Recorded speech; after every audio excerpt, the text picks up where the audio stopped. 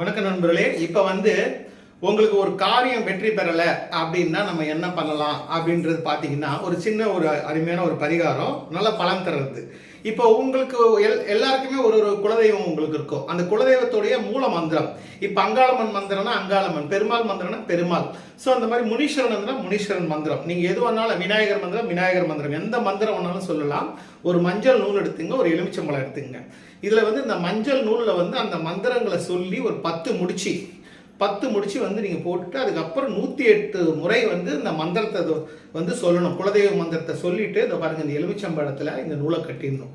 இந்த மஞ்சள் நூலை கட்டிட்டு அதுக்கப்புறம் நீங்கள் உங்களுக்கு என்ன காரியம் நடக்கலை, இப்போ ஒரு லோன் எடுக்கிறீங்க, இல்லை வேலை கிடைக்கல, இல்லை உங்களுக்கு வர வேண்டிய பணம் வரலைன்னாலும் இந்த பரிகாரம் நீங்கள் செய்யலாம். ரொம்ப சிறப்பான பலன் தரும்.